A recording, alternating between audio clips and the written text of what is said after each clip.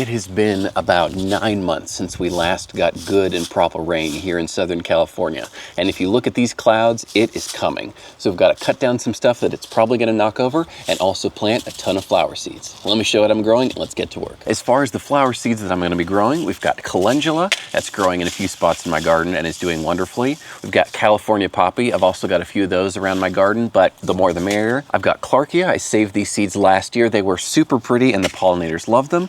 I'm going to try starting some sunflowers a little bit early. It's a little early and a little cold, but again, it's never really that cold here, so I'm just going to stick some in the ground. Also a great heavy metal accumulator, which will help with all the contamination after the Eaton fire. Got a different type of poppy. This is a new one for me. This is Mikado, however you pronounce it. It looks super pretty and super cool. I've got some Hungarian bread seed poppy, some Daydream Cosmos. I grew this last year, and the sweat bees, which was a first for my garden, absolutely love this. I've got some boards. The native bees aren't so crazy about this, but the honeybees love it, and I love seeing them anyways. Got some Arroyo lupine. These are my own seeds that I saved. There's a ton of them, and then these are the original seeds that I got from Plant Good Seed. And I'm also going to try direct sowing a new lupine. This is chick lupine. Very excited to get that going. And this is probably the flower I'm most excited to hopefully direct sow. This is Sulfur Cosmos. I saw this on my way back from a wedding in Guadalajara a few months ago, and it's beautiful and very easy. And then finally, I've got some goldenrod. Now let's actually get to planting them. I'm going to get my homework done first and actually cut down the stuff I need to cut down, because every season I end up letting something get tall and kind of unruly in my garden towers. In the summer, that ends up being basil. Obviously, I'm not really harvesting any leaves when it looks like this, but the pollinators absolutely love it, both the bees and the birds. But it already got knocked over in the windstorm surrounding the Eaton fires, and I just know with all the rain, it's just gonna get even worse. So I'm cutting it down, and I'll be adding more pretty soon. Summer's not that far away, but just look at all that. Pretty fun. I've got some funny and scraggly stuff here growing in these garden towers. I mean, I just end up throwing so many seeds in here because the garden towers, out of any container gardening system I have in my garden, grows most like stuff in ground as far as like the life in the soil and the amount that you just don't have to baby it, which I really love. I've also got some purple basil over here on the side, and I'm gonna show you something cool here. Not only are the leaves purple, but if you look closely there, you can see that the stalk is purple. All of that pigmentation that you're seeing is caused by anthocyanins, which is that antioxidant that's in purple tomatoes, purple basil, and all the delicious purple varieties I love to grow in the garden. The same story is true over here with this purple basil that's growing on the side of my garden towers. You know, I'm just thinking I really should name these rather than just have them be called the gray and the clay one. But hey, the basil's gone. We've got some more over here as well. Let's cut that back. I'm not being super picky with getting all the way down to the bottom, just getting rid of all the scraggliness. This sad and funny bell pepper needs to be cut too. I'm actually going to cut it right above one of the stems where I can see there's still some greenery, so who knows, it might come back. Also going to cut off this bok choy that has already bolted. That's the reality of trying to grow brassicas in a warm zone. It's a tricky and annoying balance of timing. Now we've got all these scraggles out though. This jalapeno is also just not producing anymore, and I have so many peppers that I'm going to be growing this year that it's fine to cut that one down. Here on the top of my other garden tower, I've also got some basil that's long gone and dead, so I'm just going to cut that stalk there. I've got some cilantro that's coming in here, which will be pretty fun at some point. Same story with the marigolds. I have so many marigold seeds saved that I'm not going to save any of these. Let's pull that one off. There we go. I've got all those dead marigolds, and hey, if they sprout up elsewhere, I'm never mad at it. I think the whole companion planting thing of marigolds being this huge pest deterrent is somewhat of a myth, but I love growing them because they smell delicious and are really fun to see in the garden. And now this garden tower is pretty much all just strawberries and some alyssum popping up, as well as some little bits of cilantro. Although, as I was saying that, I saw a sneaky little marigold. Also, I did not plant any of these marigolds. They were all volunteers, and that will probably continue for as long as I'm growing in this thing. We've also got some scraggly basil over here that I'm gonna go ahead and cut down. You can see this one's already hanging off to the floor. That one I actually need to cut a little bit lower because I cut it too high last time and it sprouted again. Pretty much any container gardening system that's vertical like this is the perfect thing to grow strawberries in. And as you can see, I've got this runner here that I rooted over here. And if I try and give it a little tug, it's not going anywhere. I'm trying not to let the strawberries completely take it over, but obviously if we look up here, there's certain parts where I've just lost that battle and given up. Thought I was done, but we have a little bit more scraggly basil right here that I don't really need to cut down for the rain, but since I'm already doing my homework, if you will, might as well get rid of it now. Now we're good. Just look at all of that basil-y carnage with the one little red pepper in there showing that this was a remnant of summer. Now these two dragon fruit containers have a lot of, not quite volunteers because I did put them in here, ranging from these marigolds to some cilantro.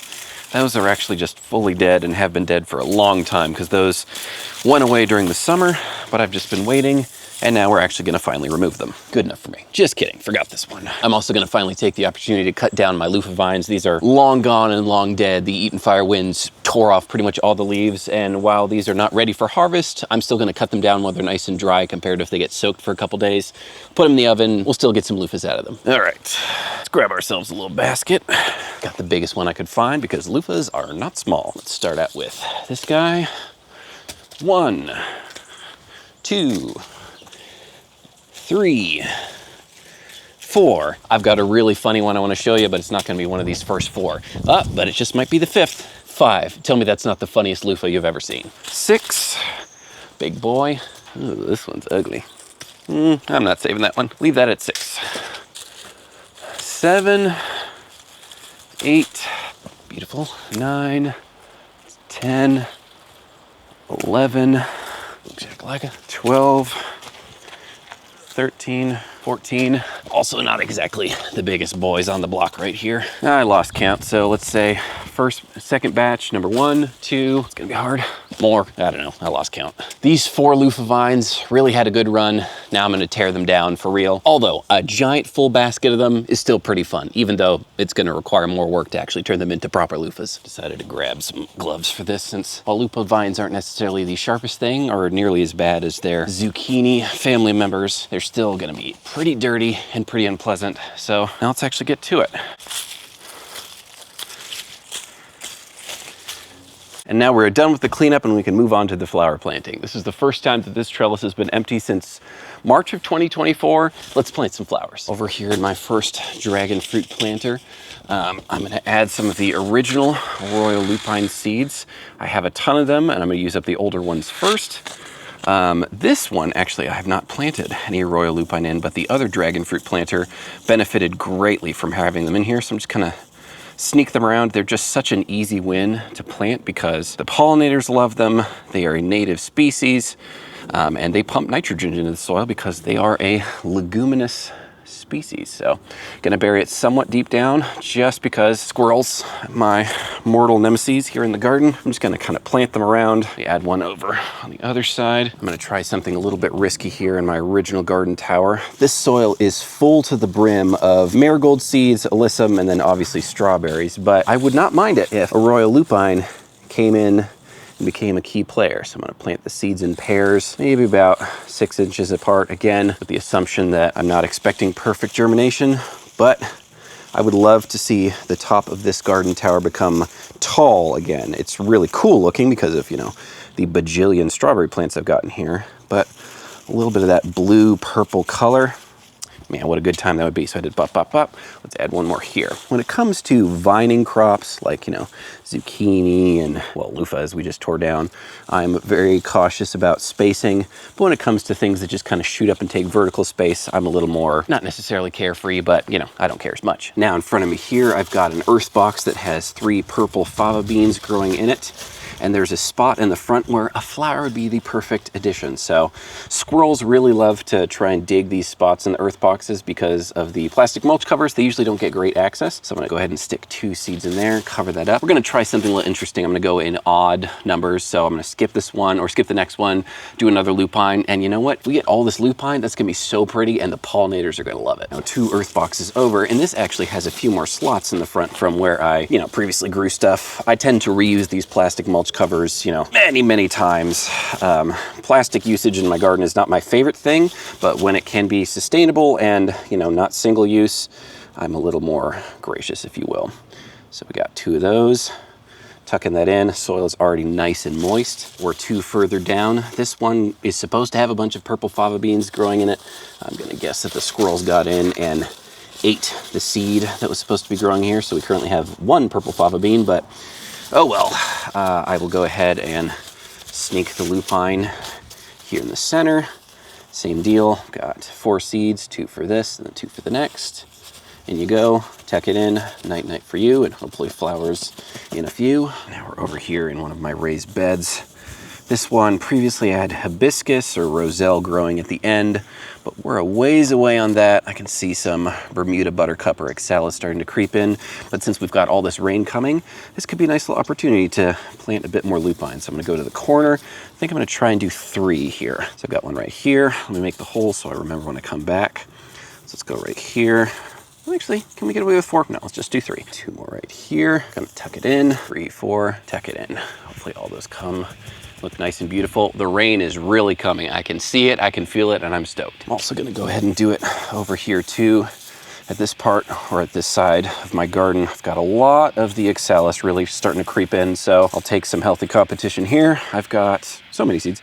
Let's go here, tuck it in, and tuck it in. All good over here. Over here by my elderberry, I've tried planting a few things here and there, but not a lot has really taken off. But I do have this little Oya right here, so let's see if that kind of puts us off on the right foot. It certainly made the elderberry do good. I've just planted like some random seedlings and then forgotten about them, which, you know, is not a recipe for success. Put one here, let me space over here. This mulch is half wood mulch and then half old olives from my stupid ornamental olive tree that is not ornamental, just drops bad olives everywhere. Here's my other garden tower. I'm gonna tuck in some of these lupines too. I promise we'll get to the other flowers. This isn't just a I plant lupines in places video.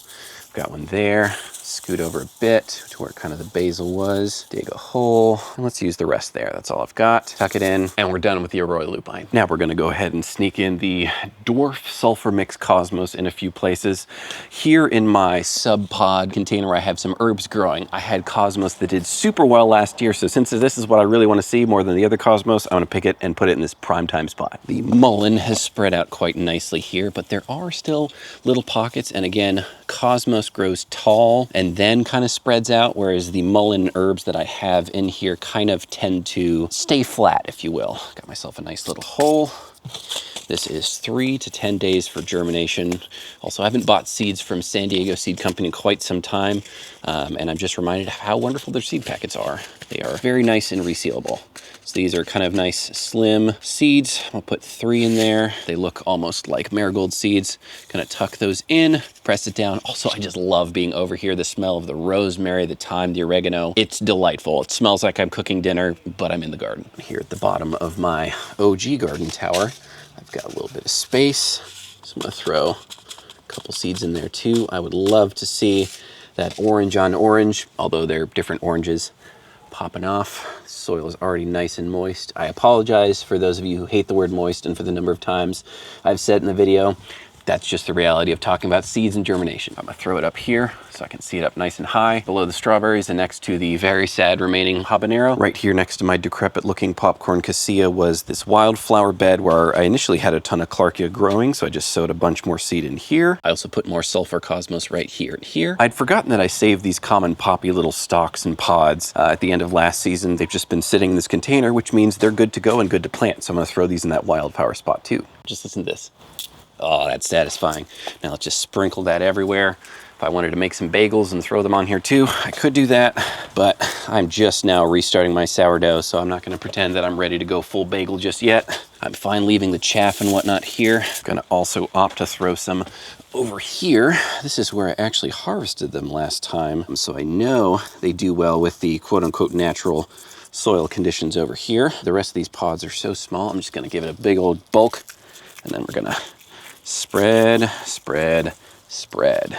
Beautiful. I do also have these Hungarian bread seed poppies, and there's a ton of seeds in here, so I'm gonna throw these in a bunch of places too. Generally with seeds that are this small, you have them in a smaller packet in a seed packet because the little slits at the top of the seed packet are big enough to let the actual seeds pop out. And like I said, seed packet in a seed packet. It's like a little Russian nesting doll kind of deal. We'll take maybe a third of the poppy seeds, pretty blue color, and we're just gonna sprinkle. I will moisten or mist these into the soil before the rains come because with rain usually comes wind and I don't want the seeds going mysterious places. Now the next spot we're gonna plant them is over here on the side of my house, which is absolutely horrendous, just like fill dirt. But one thing about poppies, at least like kind of common poppies and whatnot, is that they really are pretty generous when it comes to accommodating bad soil. So we're gonna put that to the test over here. I can see that some of the wildflower seeds that I sprinkled on a while ago when we were supposed to have rain are still here. So maybe this will be a big old beautiful surprise. But what's gardening without a little bit of experimentation? I've still got a good little bit left, so I'm gonna throw them in the same spot that I put the other poppies, a little farther to the right where I've got like some strawberries and alyssum. Now we're just gonna sprinkle out the rest of the packet. Here, a little bit there. Almost forgot my pruners next to where I cut down that loofah. Next, we're gonna plant some of this chick lupine. Now we're gonna keep the party going over here. I planted royal lupine in 1, 2, 3 of the earth boxes, and then sulfur cosmos in 1. So we're gonna try the chick lupine here. It's a slightly bigger seed than the royal lupine. I don't wanna waste all my seeds on direct sowing since it's a new variety for me. But again, experimentation is fun. So we're gonna go right here. The soil is delightfully moist. In you go. Tucky, tucky, boomba. That is pretty much perfect germination conditions. The soil is already nice and moist, and it's gonna get a whole lot moister. Moistener, whatever the word is. We're gonna also try it over here. These peas are looking a little decrepit. Obviously, we still have peas on it, but the bottoms are getting a little bit crusty. That's fine. That just means it'll be the first place that the summer tomatoes and peppers go. No problem there. We've got kind of a spot here and a spot here that feel pretty natural. So let's move these mysterious leaves out of the way. Let's go 1, 2, in you go. Beautiful. The soil's looking fantastic.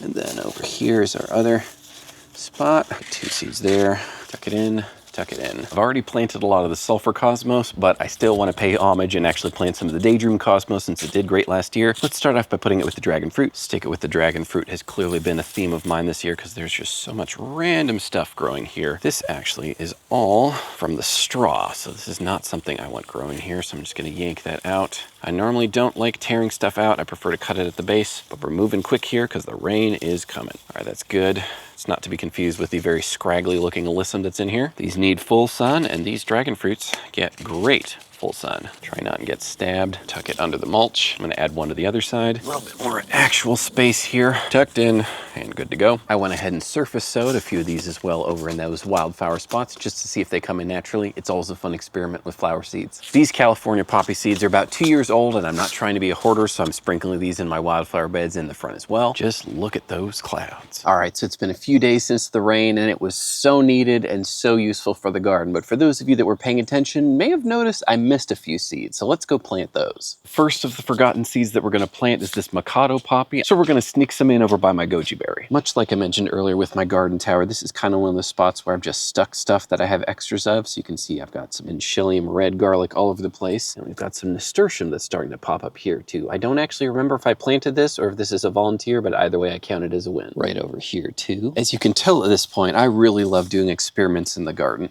and one thing that I've noticed that really helps with keeping squirrels at bay is using really thick and chunky mulch. This is just good old-fashioned wood mulch in contrast to the straw that I use elsewhere in my garden. And while I vastly prefer straw mulch as far as, just a mulch goes and how it reacts to my climate, I may have to start integrating more chunky mulches like these wood chips because it just doesn't seem to get as damaged by the squirrels as readily, and therefore the plants that I plant with the mulch on top of them don't get obliterated and torn up. Generally, any California poppy is surface sown, so I'm going to try 2 different approaches here. I'm going just like a 1/4 inch down, and then I'm also going to surface sow on top of the mulch, and then like the other spots in my garden, I'm just going to water it in. It takes a while, and sometimes poppies have to be cold stratified, so it's pretty cold right now, so I'm hopeful for this little spot here. Again, what a pretty color that is. Now right here, I've got a hanging planter box that last year I had some nasturtium, some marigolds growing in, and that has all died back. But since we're in our experimentation era right now, I'm just going to sprinkle a few of these beautiful poppy seeds on here as well. I liked putting the nasturtium in here because it's a nice plant to kind of hang and fall down, but also a little pop of color never hurt anyone. Next up, we're going to use up the rest of the borage. Going to tuck some in here in the back of this little random bed I have. The soil here, after years of just putting random garden waste, is absolutely fantastic. Boards can get quite large, so ordinarily I'd go pretty close, but let's just kind of scoot down a little bit here. You can see things that are breaking down that have already broken down. Soil is very, very workable. Putting 2 seeds in there. Boom, boom. Tuck it in. You can also see that nothing is really germinated right here. So we're gonna just clear some space and throw in some borage. In you go, tucked and ready to grow. I've never tried putting it in my garden tower, so I have this spot here that was supposed to be mugwort at one point, but I did not appropriately cold stratify it, so it does not exist. But you know what's gonna exist here? Some beautiful vibrant borage. Tuck it in. Again, beautiful worm casting laden soil here, thanks to, well, all the worms in the tower. Now over here in this kind of chaotic bed of ranunculus and friends, we've got ranunculus right there, right there, right there, and then some nasturtium right here. But right here, nothing has germinated. I'm gonna kind of scoot some stuff back and see. Yeah, I'm not seeing anything, so let's throw some borage in here too. Oh, there's a big old worm. Check this out. Look at that. That is the sign of good, healthy, and vibrant soil. Gonna do the same right here. We've got ranunculus, ranunculus, ranunculus, nasturtium, but nothing back here. Make myself some room. All that this mulch is dead leaves from the trees in my area. And let me tell you, it's working great. 2 seeds in, tuck it, cover it up. Actually gonna do one right here too. And now for the last hurrah, let's plant some sunflowers. The first one I'm gonna plant is gonna be in the back corner of this goji berry bed that you may notice from earlier, because here in this corner, if this shoots up, it's gonna look so cool. We're doing lemon éclat, however you say that. Now these seeds are from Urban Farmer, and one thing I will say about Urban Farmer, they have the best seed packets on the market, hands down. I did not struggle with this in the slightest, and their packets reseal like a charm. And before I started buying my own cheap little seed packets online, I would reuse these more than any other seed manufacturer. So massive props to them for that. And now the next location we're gonna plant some sunflowers is in this raised bed, which is right outside my studio window. So everything that's growing in here, I can see while I work. And I loved having sunflowers here last year. Sadly, it got knocked down, so we're gonna try and get a few more in here. You can see I've got all this cabbage right here, but I'm gonna find this little spot in the middle of all of them and kind of sneak one in. By the time it's nice and tall, these cabbage will be long gone. I'm gonna just plop those in and tuck it. Similarly, I thought I'd planted ranunculus right here, but I'm seeing absolutely nothing happening. I see some seeds, but also this is my own compost that I fill this bed with, so there's gonna be seeds in there. You can see the ranunculus that's right here in the corner, but let's throw a couple sunflowers in here. I'm actually just gonna go one right here. This soil is probably the nicest soil in my garden. And I'm not just tooting my own horn. Homemade compost of pretty much any kind is just gonna be better than anything you can get at the store, because there's so much more life in it, because they can't really ship that much kind of funky stuff in compost when you buy it at the store. There we go. And now the last place we're gonna plant them is in that same spot where I sowed some wildflower seeds. The soil is nice and workable right now. So we're just gonna make some spots and throw some sunflowers in. In my experience with friends of mine who've grown sunflowers, you can kind of just stick them wherever, and as long as they get some water at some point, particularly early on, they'll be just fine. I'm just using a stick. The soil is workable, but I can just make my life easier with something that was already here. I'm just doing 2 per. If I only had 10 seeds or something like that, I'd probably be a little more careful, but with this many seeds, aka 50 in a packet, I'm just fine. Generally, sunflowers should be direct sown. Since they get so tall, it's important that they put their roots down where they're gonna be. Otherwise, they can tend to fall over a lot more easily than other varieties, than other things you might grow in your garden. And that just about wraps up all the direct seeds that we're gonna sow for these early flowers. There's gonna be a whole lot more that I'm starting in seed trays soon, as well as a lot of other stuff I'm starting as seedlings. If you enjoyed this video, make sure that you like and subscribe and leave a comment down below. Were any of these flowers your favorite, or new varieties that you've never heard about before? This has been Aaron, aka Garden Zaddy, and I'll see you on the next one.